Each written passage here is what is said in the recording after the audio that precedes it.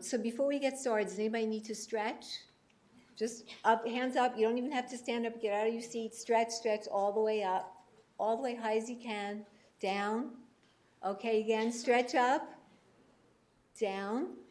Good. And you may have noticed we didn't feed you tonight. So you've just met the 2 requirements for improved survivorship that was presented at San Antonio, which is good exercise and not eating a whole lot. So that's all I'm going to say about survivorship this evening. So let's move on. I'm going to really go, I know time is late and they want time for questions, so I'm going to go really more with quantity than quality.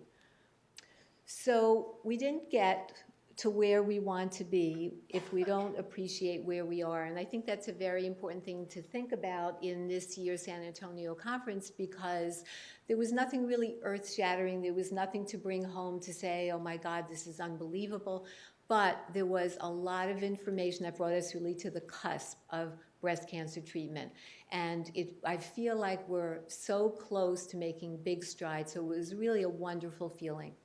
So what I'm going to do tonight is just present updates in breast cancer, separating early breast cancer from metastatic or locally advanced breast cancer. And we'll run through in early breast cancer what I think are 5 important trials that were presented.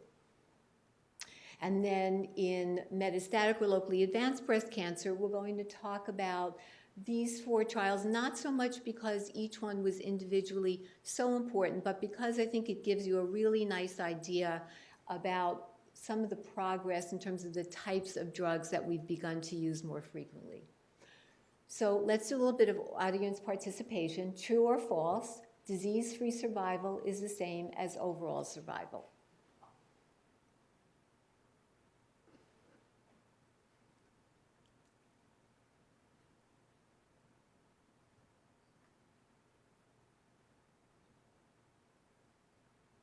Okay, so it's a little bit mixed, but basically the answer is false, and that is the correct answer.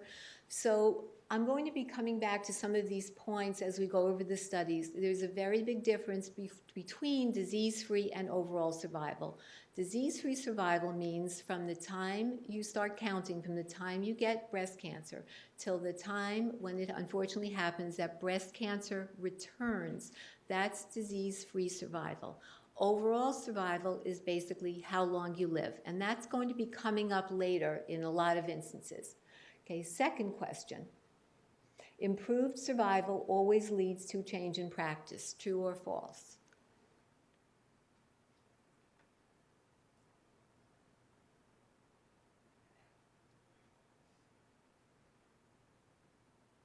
Okay, so the answer to this is false. And again, as you'll see in some of the talks, improved survival is important, but you need to ask the questions, who has improved survival? What is that improved survival? How much and what are we paying for it? I don't mean monetarily, but I mean in terms of risks and side effects.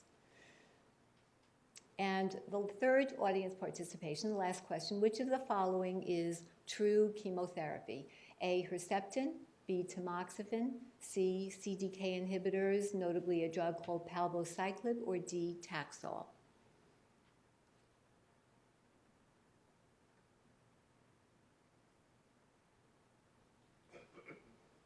So a little bit of a mix. The correct answer is D, Taxol, but again, this just demonstrates the drugs we have in our armamentarium. Herceptin is an antibody.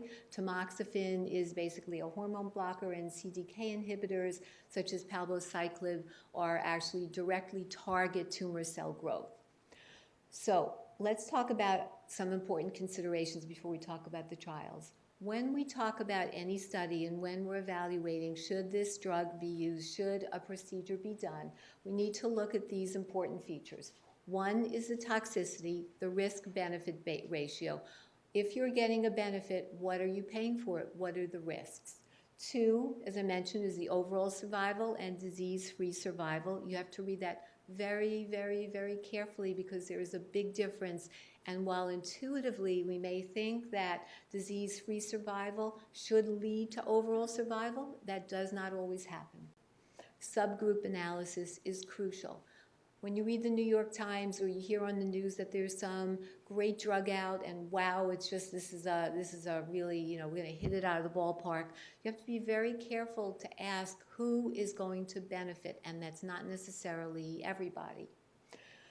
And number 4, as Dr. Schnabel had mentioned earlier about CR, which means complete response as a surrogate marker. Back in the old days of oncology, we used to run trials, and we still do, unfortunately, which were basically considered prospective randomized trial, meaning that you would be randomized to get one drug or another, and then we'd follow you out for 5 years, for 10 years to see who lived longer, basically. The problem with that is by the time the trials accrued and were reported, very often we were ahead of ourselves. So we had sort of moved on and the trial was no longer valid. What looking at the CR means is we now start with people who have tumors that we can measure and biopsy, give them a particular treatment, and then do surgery. So in a matter of months, we can now see which drugs actually are beneficial by causing a complete response, meaning disappearance of the cancer. So these are very helpful in getting drugs on the market, evaluating them much quicker, and being able to keep up with the current treatment. So early breast cancer. What is it? Early breast cancer basically in general means operable breast cancer where we are going for curative intent. Adjuvant treatment means you've had the tumor removed and now we're giving you treatment to prevent it from coming back. And neoadjuvant, neo means new, it basically means giving treatment before you have surgery to try and shrink the tumor and then go on to surgery. So again, some basic concepts. So the first study for early breast cancer I'm just going to talk about is the ABCSG, which is a study that looked at postmenopausal women who were hormone receptor positive. Again, keep in mind the subgroup analysis. Hormone receptor positive, postmenopausal women, they all got an aromatase inhibitor. These are all women with early stage cancer. And then they were randomized to denosumab, which is a drug you may know as Xgeva. Some of you may be on it for osteopenia or osteoporosis, versus placebo. And this was given every 6 months for the duration of the trial. And if we look at it, you can see while the curves are in fact close, these curves go out to approximately 7.5 years when you look at disease-free survival. Again, remember what I said, disease-free survival is actually improved in women who got the denosumab. But that was not the endpoint of the study. The endpoint of the study was actually looking at risk of fracture. And they did show that denosumab did lower the risk of fracture considerably, in fact by 50%. However, it only gave a small improvement in disease-free survival. So some of the safety data, we learned that the adverse events, whether you got denosumab or not, were pretty similar. The thing that most people, to drop down to number 4, that were afraid of was this entity called osteonecrosis of the jaw. That did not happen. There were no deaths except for one that were referable to the denosumab, and there were no atypical fractures that sometimes we see with some of these anti-resorptive drugs. So far so good, right? It looks like, okay, why doesn't everybody take it? So the summary, this is what they did.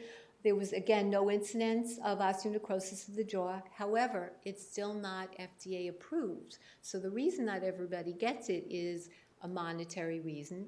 And it does, in fact, lead to increased toxicity in some instances that have been reported in other studies. So you have to be careful that when you read one study to take into account other studies. But currently, when we're treating osteopenia, which is a little bone loss, or osteoporosis, this is not approved, this drug is not approved for risk reduction of breast cancer. So if you have someone that can get it for osteopenia, you can use it. But if you have somebody who has good bone density, you can't get that covered. And the real question is it practice changing? And the short answer is almost, but not quite. But it is certainly something to consider. The second study that I'm going to talk about is the CREATE-X study. And this used a higher risk group of women. So these are women who had neoadjuvant chemotherapy for a high-risk lesion before surgery. Many women got a complete response. But then they looked at women who did not get a complete response and added a drug called capecitabine and looked ahead at what the outcome was. So you can see there is, in this study with capecitabine, an improvement in disease-free survival and overall survival in high-risk patients. So these were patients who were HER2 positive, and many were estrogen receptor positive as well. The cohorts were pretty well equal. However, we see that all of the adverse events were significantly higher: diarrhea, mucositis, leukopenia. All of these horrible side effects were significantly higher in people who got the capecitabine. So again, it's an instance where in some subgroups it may be helpful. So in summary, the adjuvant therapy with capecitabine may improve survival. And if you look down to the bottom line, previous studies did not show survival improvement. So again, we have some differential and some differing studies that need to be looked at. Patients with triple-negative breast cancer may in fact have more of a benefit, again referring back to subgroup analysis. And hand-foot syndrome, which is where your hands and feet can turn red and painful, occurred in up to 70% of women. Now, interestingly, this study was done on an Asian population, and again, you have to take that into account because that may make somewhat of a difference in toxicity. BCIRG study was a very interesting study that basically the most important part of this study was showing how wonderful Herceptin was, which we all know. And what this did was look at the 3 types of Herceptin-containing regimens. Again, the cohorts were equally balanced. But if we look at heart, left ventricular ejection fraction, which is the pumping function of your heart, you can see the bottom line was a line that contained a drug called adriamycin with Herceptin. The next line was a drug that contained adriamycin without Herceptin. And the top line was a regimen that did not contain adriamycin. So adriamycin is a cardiac or a heart toxic drug. And what this is telling us is the study initially showed that the 2 arms that contained Herceptin were equivalent. Herceptin was clearly better for people who had HER2-positive breast cancer. But when you added adriamycin to that, you did not get a statistically significant benefit, but look what happens to your heart. The ejection fraction drops, and it does come up, but it never comes up to where it was to start. So again, toxicity, ratio, benefit. The summary is trastuzumab, which is Herceptin, is superior, and left ventricular ejection fraction and adriamycin did not recover to baseline. So the big question now is, should we be trying to avoid adriamycin? The GeparSixto study is a German study that looked at the addition of a drug called carboplatin to people who are at higher risk of breast cancer. So generally triple-negative breast cancer is who this was targeted at. Again, equally distributed in terms of outcomes. Disease-free survival, no difference. But again, remember subtypes. If you look at it by subtypes and you look at the left, overall there's no difference. But if you look at the right, look what happens when you look at the triple-negative breast cancer subgroup. Not impressive, but there is a real difference in survival. So the summary is, at this time, it is not continued routine. However, higher PCR is pathologic complete response. Higher pathologic complete response rates are associated with carboplatin and may, in fact, benefit patients if you can get that. A big problem with this study was the control arm did not use standard chemotherapy that we would use in this country. It did not include a drug called Cytoxan. So it's a little hard to use this data and say we should use carboplatin. And the current recommendation is on an individual basis to consider it, but not something you would do all the time. Just a couple of words about adjuvant hormone therapy. This is mostly for the premenopausal population. There have been 4, and we'll skip over this quickly, but there have been 4 important studies looking at the use of ovarian suppression, meaning shutting a young woman's ovaries off, either by surgery, by radiation, or by chemicals, namely a drug called leuprolide, versus hormone therapy alone. And again, we'll go through some of this rather quickly, but basically the only subgroup that this has been shown to be helpful in are women who are younger than 35, who have had chemo or whom you consider chemotherapy for. Let's just skip to the end. Many unanswered questions though. Are there tumor-specific biomarkers? Are there certain women that we should be looking at to use that? Should the body mass index be used? Again, we know that there is an increased recurrence risk in certain subpopulations if their body mass index is increased.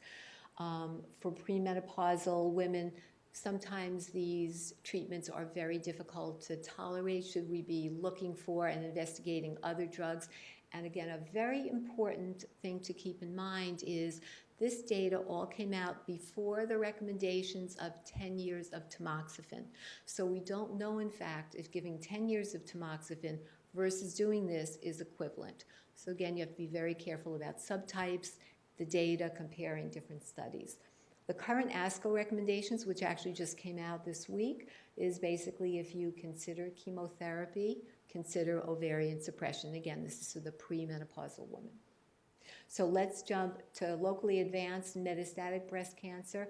And I really would like us to have some time for questions. So maybe we'll just go through, this very quickly. So Paloma-3 uses a drug called CDK inhibitors, the drug I mentioned called palbociclib. This is again for the metastatic setting. The addition of palbociclib, which is a pill, to either letrozole or fulvestrant, doubles the disease-free survival.